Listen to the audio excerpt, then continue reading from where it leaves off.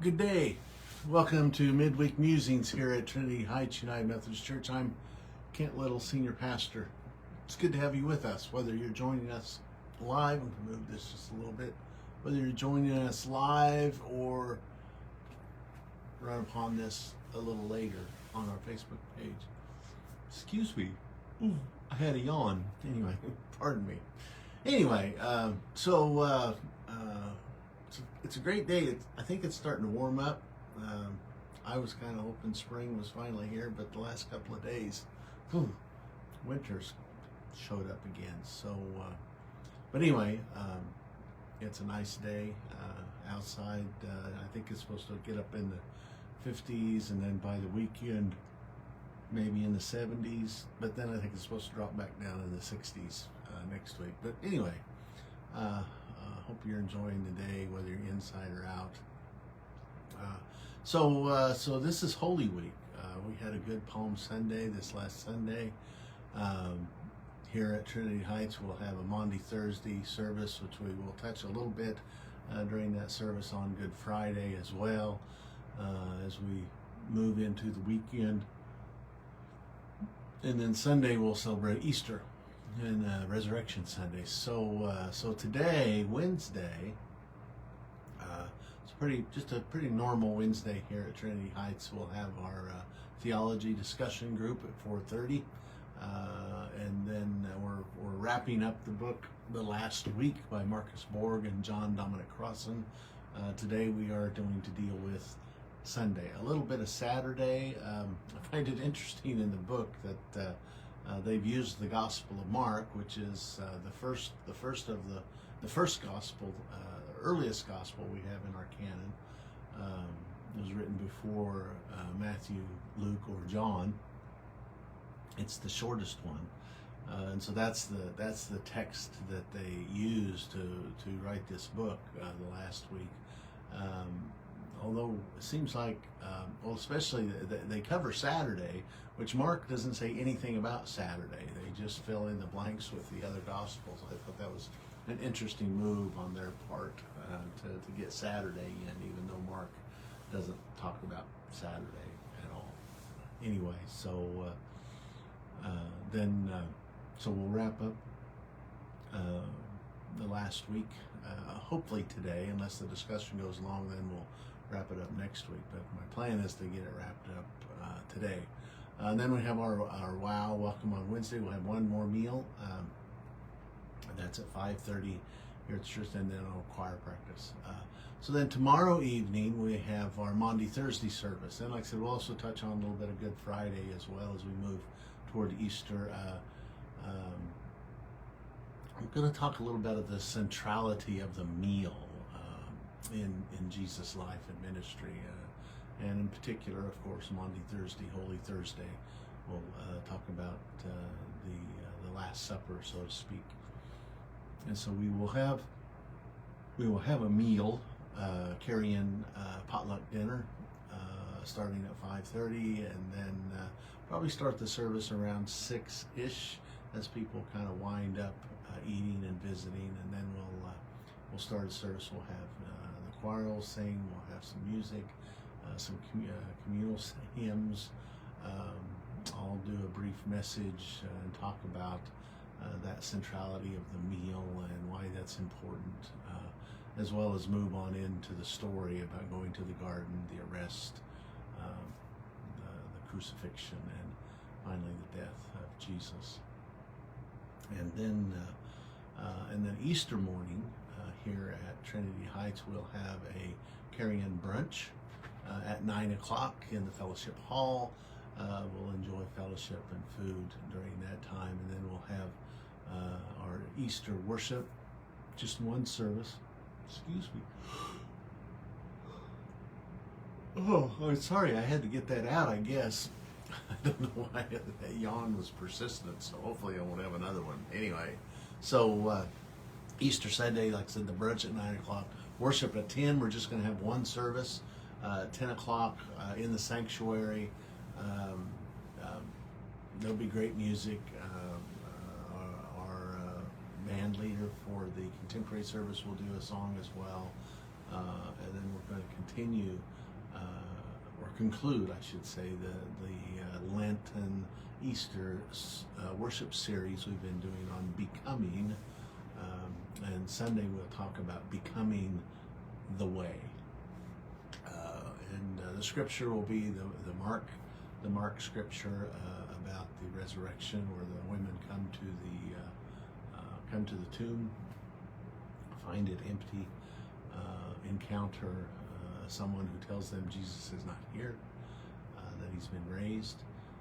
And Mark has an interesting ending. The original ending to Mark, the earliest documents we have, ends with the women, after they hear the story, and the angel presumably in the tomb tells them to go tell the disciples. The text says, and the women ran away terrified, and they told no one anything. Period. That's how the gospel ends, which I've always found curious. And we'll talk about that Sunday, and perhaps what that meant for them, and perhaps what that means for us, what that meant for the author of Mark. Why did the author of Mark end it that way? One might presume the author had a particular reason, and so we'll explore some of that. So hope you can be here either in person at 10 o'clock for the worship service, or online, and you can find that link on our website, Sunday morning, 10 o'clock. And then at 11, or shortly after the service is over, we'll have an Easter egg hunt for the kids. So hope you take all of that in, bring your kids. We'll have a good grand Easter Sunday. So I want to touch just a little bit as well on the upcoming worship series following Easter. On April the 7th, there's a tradition that dates quite a ways back in the early church. Mostly, I think it was called Holy Humor Sunday or something along that line. So that we're going to try it. We're going to do that. I'm not sure if we've done that before here at Trinity Heights, but we're going to do a Holy Humor Sunday on April 7th. It's a service that's focused on joy. It's focused on laughter, and so I hope you can take that in as well. And then I'm going to do another worship series, and this came out of a conversation at our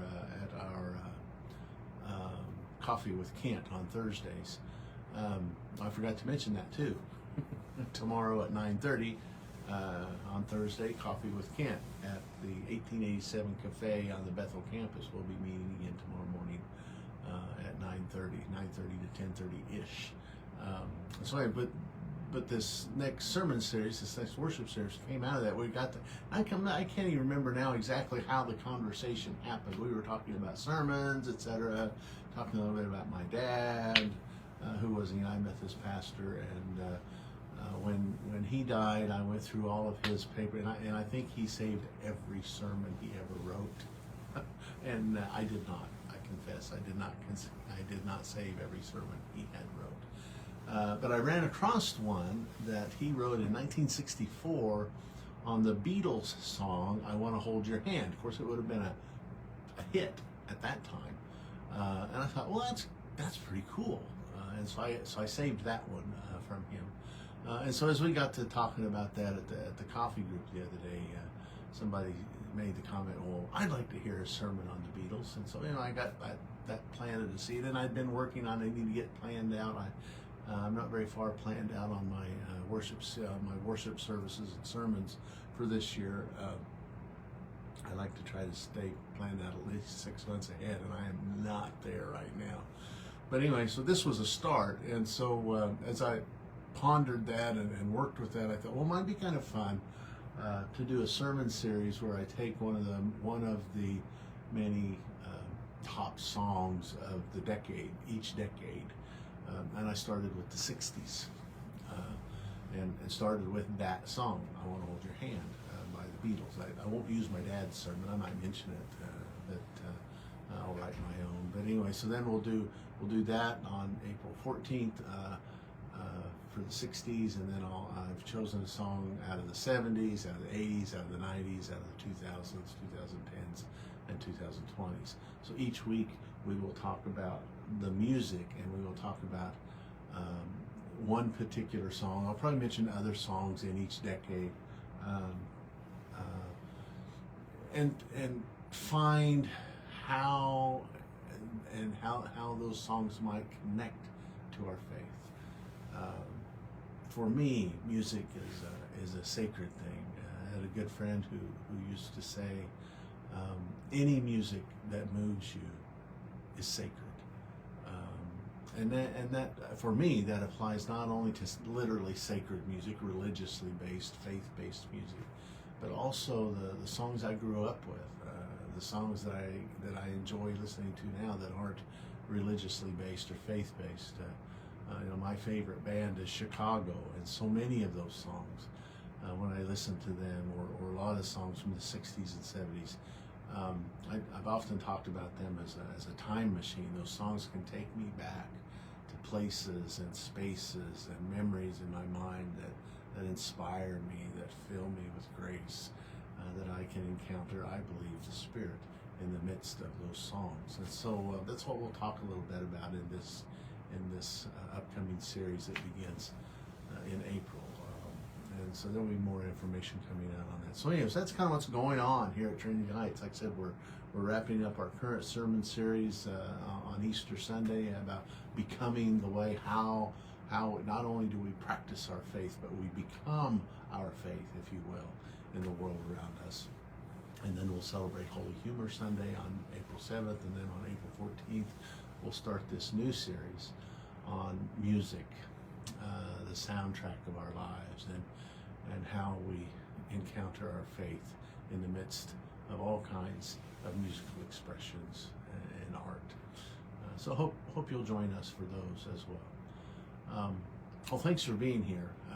Always glad to have you with us, whether you can join here online or whether you're here in person. It's always food for my soul anyway. So thank you for joining me now. Hope to see you soon. It's a good day. It's a good day in the city.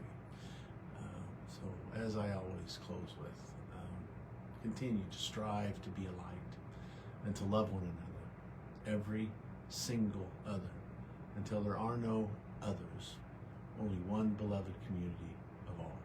May it be so. May it be so. Sorry, I rattled your head. Goodbye, and God bless.